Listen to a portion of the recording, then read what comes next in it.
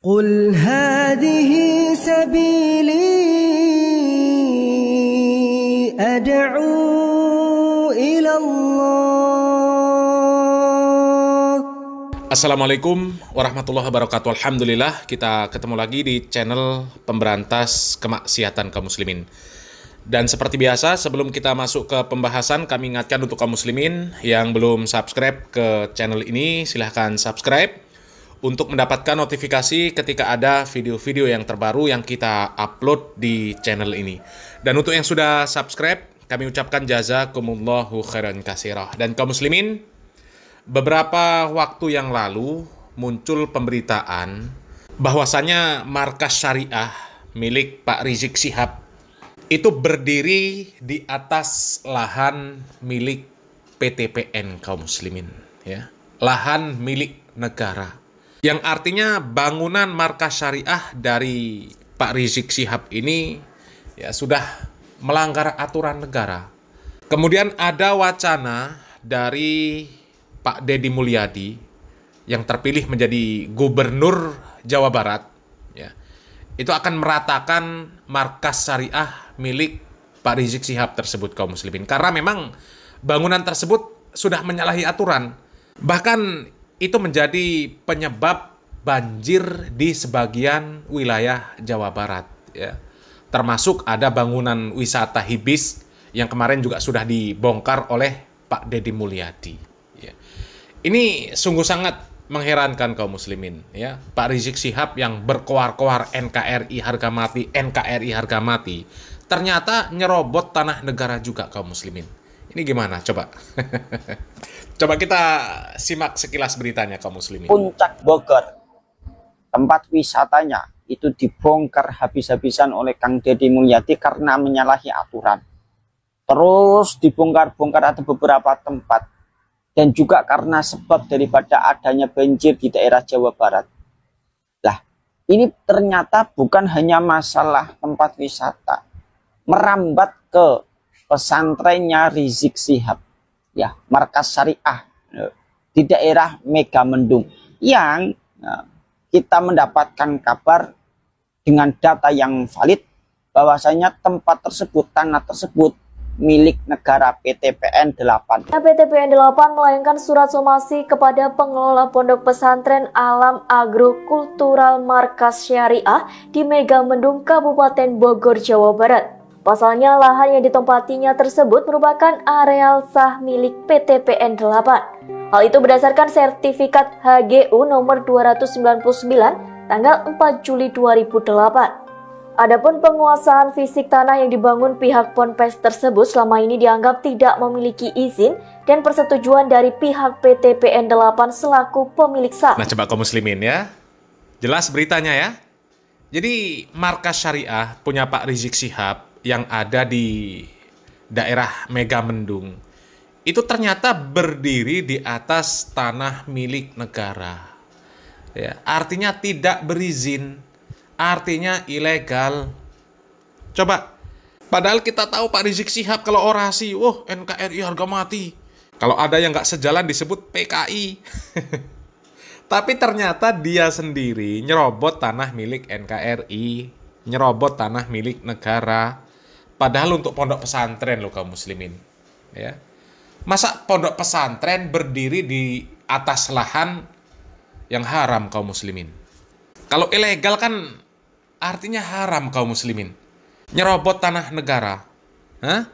Jadi wajar kalau kemudian ada wacana markas syariah punya Pak Rizik Syihab itu mau diratakan, ya. Dan sepertinya setelah melalui proses yang cukup alot, sepertinya pihak dari Pak Rizik Syihab sekarang ini sudah pasrah kaum muslimin, ya. Sudah siap untuk melepaskan tanah tersebut kalau memang negara membutuhkan. Artinya mereka mengakui bahwa itu tanah milik negara, bukan tanah dirinya, ya. Akan tetapi yang aneh kaum muslimin, ya, justru pihak Pak Rizik Syihab ini menyatakan siap untuk melepaskan tanah tersebut, menyerahkan tanah tersebut ke negara dengan syarat negara ini membayar ganti rugi atas bangunan yang sudah dibuat oleh kelompoknya Pak Rizik Syihab. Ini kan aneh kaum muslimin. Mereka yang mendirikan bangunan di atas tanah yang bukan milik mereka, ya, milik orang lain, milik negara, ya. Kemudian negara ingin membongkar, masa negara harus membayar ganti rugi? Coba. Coba kita simak video ini kaum muslimin. Pengurus pesantren Markas Syariah FPI milik Habib Rizik Syihab mengaku sudah siap melepaskan lahan yang diminta PT Perkebunan Nusantara atau PTPN 8 Gunung Mas di Megamendung, Bogor, Jawa Barat. Hanya saja pihak FPI mengajukan syarat agar adanya ganti rugi uang yang telah dikeluarkan dalam pembelian lahan hingga pembangunan pesantren. Kuasa hukum FPI Aziz Yanwar memastikan pihaknya siap melepas lahan tersebut jika memang dibutuhkan negara, dengan catatan ganti rugi overgarap tanah dibayar. Aziz mengatakan uang ganti rugi itu nantinya akan digunakan pengurus untuk membangun pesantren Markas Syariah FPI di tempat lain. Ia juga membantah anggapan bahwa Habib Rizik dan pengurus Yayasan Ponpes Agrokultural Markas Syariah mendirikan pesantren dengan cara merampas. Ia mengaku FPI telah membayar uang pada petani setempat. Polemik tanah Ponpes tersebut sebelumnya menjadi sorotan publik setelah beredar di media sosial surat somasi yang diarahkan pada Ponpes Markas Syariah yang dipimpin Habib Rizik Syihab. Dalam surat somasi tersebut, pihak Ponpes diminta mengosongkan lahan dalam waktu 7 hari, lantaran dianggap berdiri di tanah yang bukan miliknya. Nah kaum muslimin ya, tambah jelas di sini kaum muslimin bahwa pihak Rizik Syihab itu mendirikan Markas Syariah bukan di atas tanah miliknya, tapi di atas tanah milik negara. Ya, sehingga bangunan tersebut tidak memiliki izin. Tapi yang mengherankan ketika bangunan tersebut akan dibongkar, tanah tersebut akan diminta oleh negara, kok mereka minta ganti rugi? Ini kan lucu kaum muslimin. Lucu. Ya, terlepas dari aturan hukumnya seperti apa, ya seharusnya pihak Pak Rizik Syihab itu ya malulah. Malu, sudah mendirikan bangunan di atas tanah milik negara, bukan tanah milik sendiri. Ketika negara meminta bangunan akan dibongkar, kok malah minta ganti rugi? Ya, yang nyuruh bangun siapa? Terus perizinannya seperti apa? Lebih-lebih lagi dengan kesombongan para Ba'alawi. Ya, dengan kesombongan para Ba'alawi selama ini. Ya seharusnya malu lah, minta ganti rugi itu malu seharusnya. Ya, tunjukkan dong kalau Ba'alawi itu hebat seperti yang dikoar-koarkan selama ini. Ya. Ya kalau kami nggak berkomentar masalah hukumnya seperti apa kaum muslimin ya, tentang polemik masalah tanahnya Pak Rizik Syihab yang katanya itu beli dari masyarakat ya, tanah negara yang sudah lama tidak terpakai ya. Ya itu terlepas dari hukumnya seperti apa ya. Yang jelas harusnya Ba'alawi itu ya menunjukkan apa yang selama ini mereka sombongkan, apa yang selama ini mereka koar-koarkan yang mereka sok-sokan, sok hebat, sok yes itu kaum muslimin. Jangan malah minta ganti rugi. Malu dong, ya.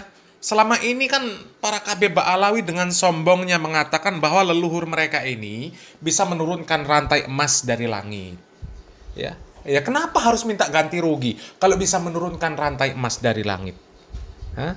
Ya kami rasa kalau sekedar untuk membeli tanah, ya untuk ganti membeli tanah sama mendirikan bangunan punya Markas Syariah punya Pak Rizik Syihab itu, ya kami rasa rantai emas yang panjangnya 1 kilometer itu sudah cukup lah kaum muslimin ya.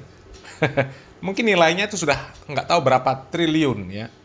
Kalau rantai emas panjangnya 1 kilometer ya kami rasa cukup kalau hanya untuk mengganti pembelian tanah sama pembangunan Markas Syariah itu. Ya, kenapa nggak minta turunkan rantai emas dari langit? Ya. Apalagi kalau kita menyimak video itu kaum muslimin, ya rantai emas itu ya dari langit sampai ke bumi itu panjangnya. Ya kan turah-turah kaum muslimin kalau untuk bangun sama beli tanah. Ya Pak Rizik Syihab tinggal minta sama leluhurnya itu. Ya, buktikan. Ya, jangan cuma omong doang. Ya, kalau cuma dongeng itu ya. Anak SD pinter disuruh dongeng, ya menurunkan rantai emas dari langit.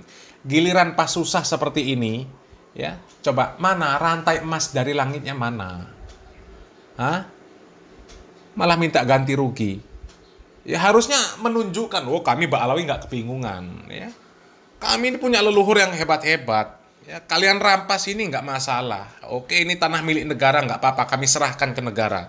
Karena kami orangnya NKRI harga mati. Ya, nggak apa-apa. Kami akan beli lahan tempat lain yang jelas-jelas sah. Ya, sah itu jual belinya sah.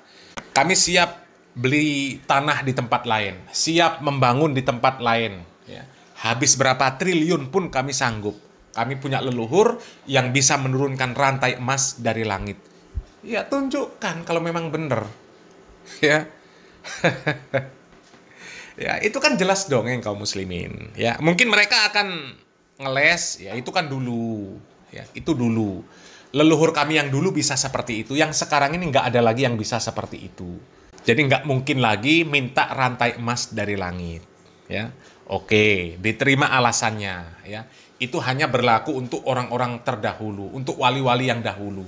Kalau sekarang nggak ada lagi Ba'alawi yang bisa menurunkan rantai emas dari langit. Oke, kita terima alasan seperti itu, ya.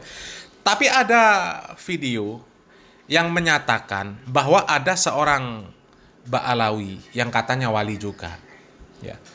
Yang katanya tisu bekas keringet dari wali itu, ya, tisu bekas ngelap keringetnya itu laku dijual 200 juta. Laku loh. Satu tisu bekas lap keringetnya Pak Umar bin Hafiz katanya laku 200 juta. Coba kita simak videonya. Ini kan orangnya masih hidup. Pak Umar bin Hafiz masih hidup. Yang Gedabrus ini juga masih hidup. Ya, sekarang coba buktikan perkataan dari Ba'alawi ini. Ini tisu, berapa harganya tisu ini? Tapi kalau sudah dilapkan, diusapkan ke mukanya Umar, oh 200 juta ditawar semua. Lah ini ya, satu tisu bekas elap keringetnya Pak Umar bin Hafiz itu laku 200 juta. Satu tisu kaum muslimin, ya. Sementara satu kotak tisu itu, ya itu bisa 200 sampai 300 lembar. Ya, ya suruh saja Pak Umar bin Hafiz ngelapin keringetnya, ya, bekasnya ditampung, kemudian dijual. Ya, sudah dapat berapa miliar itu kaum muslimin, ya. Coba. Ya harusnya malu lah kaum muslimin. Kalau minta ganti rugi itu malu. Tunjukkan dong Ba'alawi ini mampu. Tunjukkan, ya. Jadi jangan cuma pinter ngedabrus saja. Buktikan kalau memang itu benar, buktikan. Kalau klaim-klaim Ba'alawi itu benar, buktikan. Ya, buktikan. Ya kalau memang nggak bisa buktikan, ya sepertinya Pak Rizik Syihab ya harus ikhlas kalau sampai markas syariah punya dia itu diratakan dengan tanah. Harus ikhlas. Jangan minta ganti rugi. Malu dengan ocehan Ba'alawi selama ini, ya. Yang sok-sok hebat, sok yes, ya. Malulah. Mana rantai emas dari langitnya, mana tisu bekas Pak Umar bin Hafiz, mana, ya dikumpulkan, dijual. Tunjukkan kalau Ba'alawi bisa, ya. Tapi nggak akan bisa kaum muslimin, ya. Itu cuma ngedabrus. Ba'alawi itu cuma ngedabrus, pinter dongeng, pinter ndawir. Buktinya nggak ada kaum muslimin, ya. Ya cuma orang-orang yang botol saja, ya, bodoh dan tolol, yang percaya dengan celotehan Ba'alawi, percaya dengan cerita-cerita karomah gedabrus dari para Ba'alawi, menurunkan rantai emas dari langit, tisu bekas Umar bin Hafiz laku dijual 200 juta. Ya, itu semuanya kempros kaum muslimin, ya. Cuma mukibin yang yang bodoh dan tolol kaum muslimin yang percaya dengan ocehan Ba'alawi, ya. Mudah-mudahan bermanfaat kaum muslimin. Salam waras, salam akal sehat. Barakallahu fikum. Wassalamualaikum warahmatullahi wabarakatuh.